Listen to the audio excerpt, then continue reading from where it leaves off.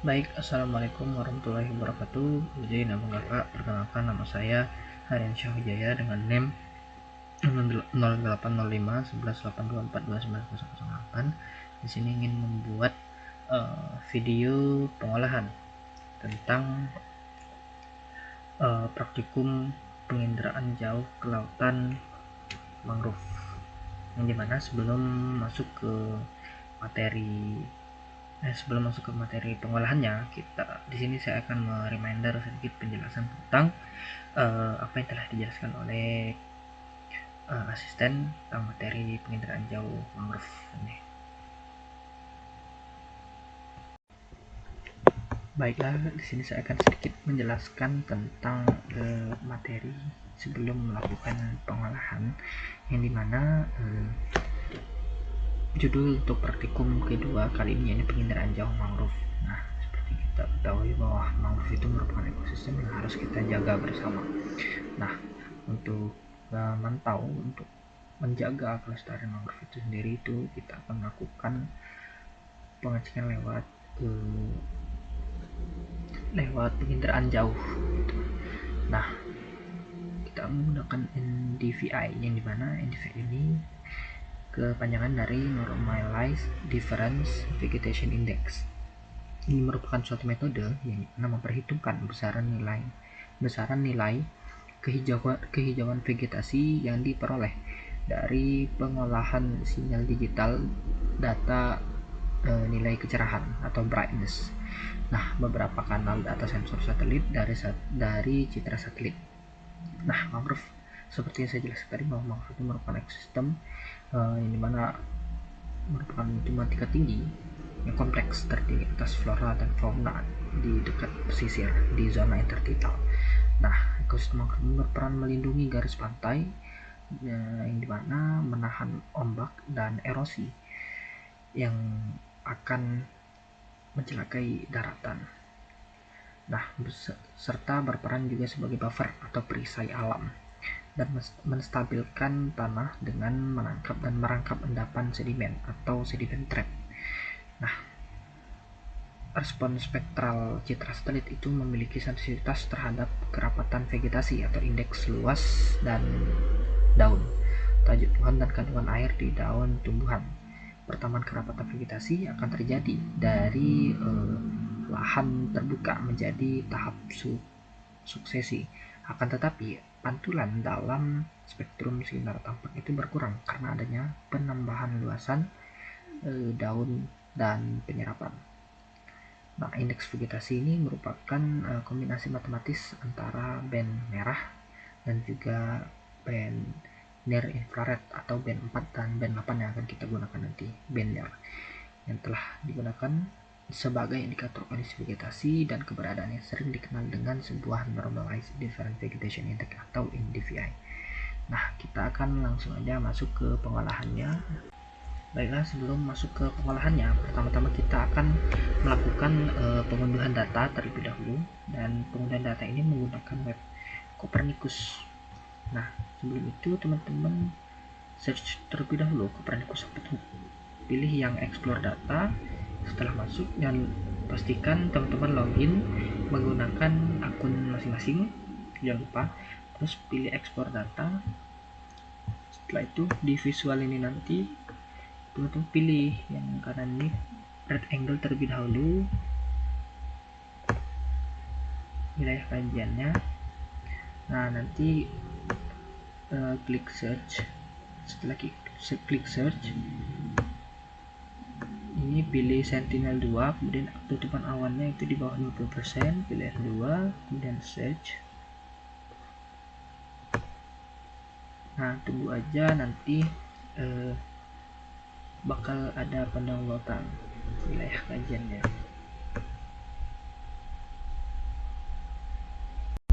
Jika selesai, teman-teman bisa pilih bagian mana yang ingin download. Saya memilih bagian kiri ini, klik dan download.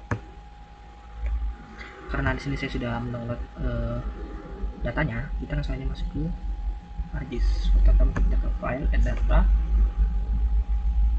pilih data yang udah kita download ini, terus 2B, kemudian kita pilih granule dan image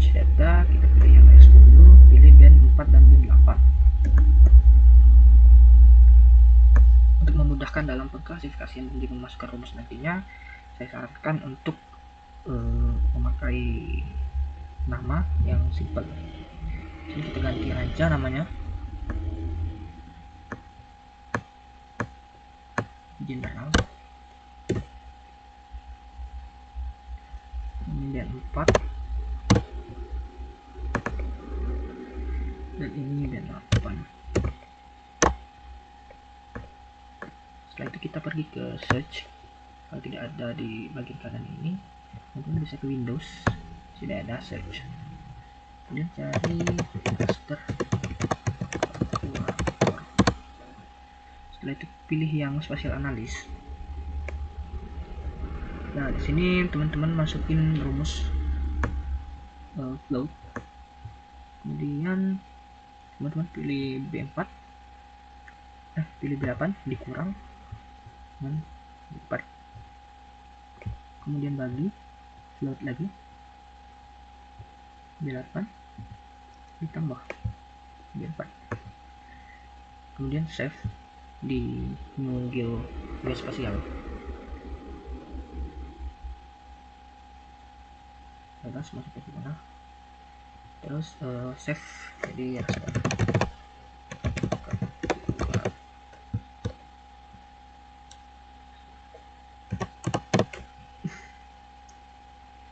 Save, kemudian kita klik OK. Kita tunggu outputnya berjalan sampai jika sudah selesai, kita klik kanan pada raster kalkulator ini, kemudian kita ke properties, lalu kita ke symbology, ke classify. Nah, untuk kelasnya ini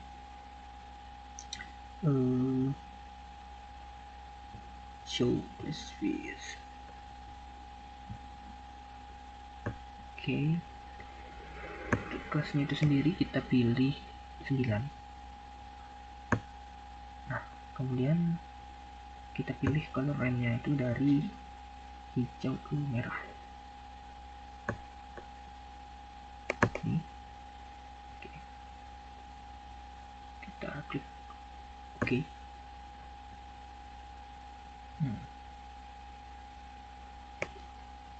Biar mangrove kita dapat mengklasifikasi mangrove-nya, karena lautannya warna hijau kan kita balikan daratannya nanti berwarna hijau dan lautannya itu merah. Kita ke properties, kemudian di warna ini kita klik kanan, klik colors, klik OK. Oke, nah di sini bisa kita identifikasi dan kita klik bagian mana yang ingin kita lihat kerapatannya. Jadi kita pergi ke katalog, kemudian pilih bebas file yang kita simpan, new save file, kemudian pilih katalog. Ini kita pilih polygon, yang lupa datumnya kita pilih yes, kita klik OK. Oke, nah di sini kita ke edit, ke editor, start edit, continue. Di sini saya memilih daerah Sungsang pada bagian ini, Sungsang 4 tepatnya, di bagian sini.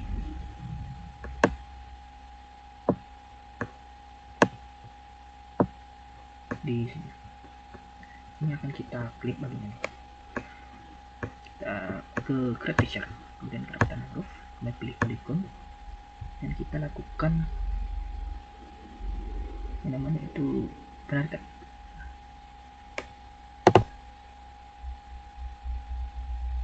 Trim.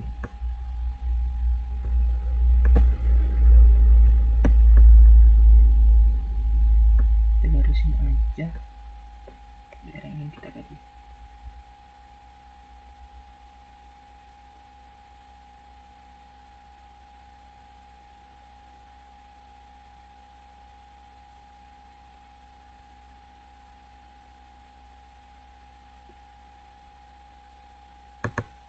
Kita klik 2 kali, kemudian kita ke image analysis, kemudian kita uncentang semua.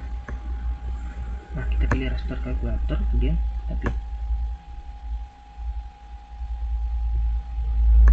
editor, test edit, test edit.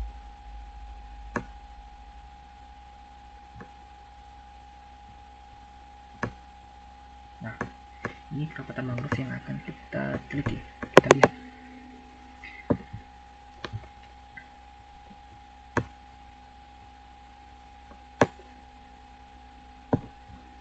Seperti kita lihat di sini kerapatan mangrove-nya akan kita samakan dengan sebuah jurnal, yang dimana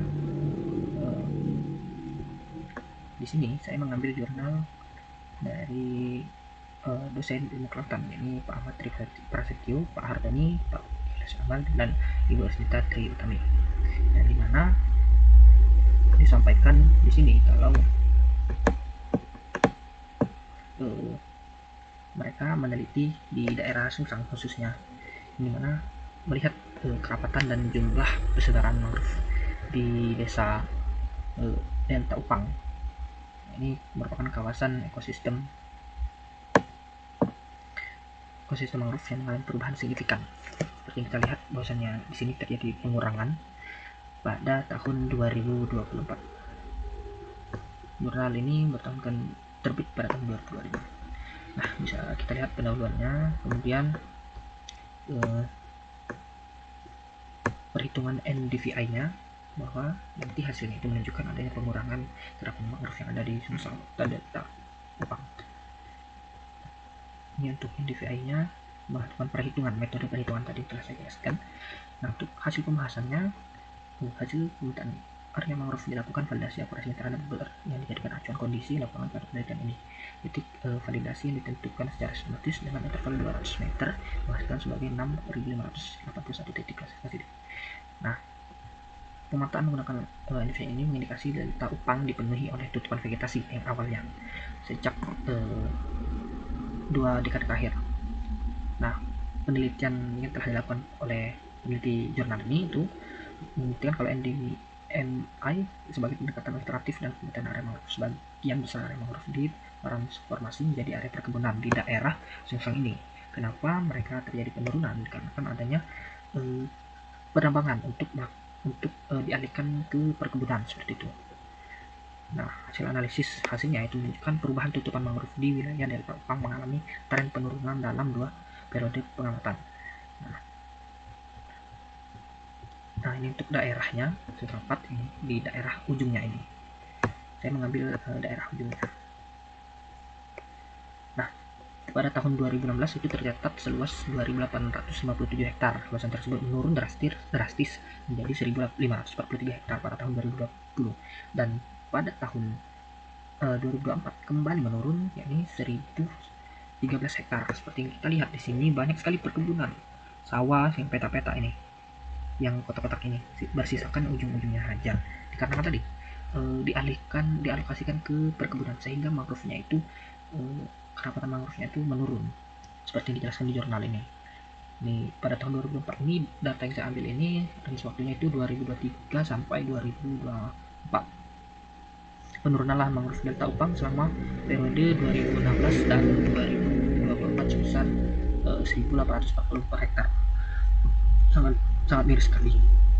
Nah, ini untuk range waktu pada tahun 2016, 2020 dan 2025 sama. Pada tahun 2024 di sini banyak sekali lahan yang sudah teralokasikan yang awalnya mangrove. Nah, ini untuk hasil pembahasannya, ini untuk tren waktunya 2016, 2020 dan 2024 ini yang saya ambil ini. Ini untuk tren grafik dari daftar pustaka. Mungkin sekian video dari saya, dan di sini kita akan masuk ke proses penglayoutan, dimana di sini akan saya skip langsung ke layout saja agar tidak akan waktu. Baiklah, di sini kita sudah melakukan penglayoutan di daerah Sungsang. Nah, baiklah, di sini kita akan masuk ke kesimpulan dan saran. Jadi kesimpulan yang dapat kita ambil bahwasannya menjaga kelestarian mangrove itu sangat penting. Maka dari itu kita sebagai penikmat alam harus menjaganya. Salah satunya dapat mengecek dengan kerapatan mangrove itu sendiri.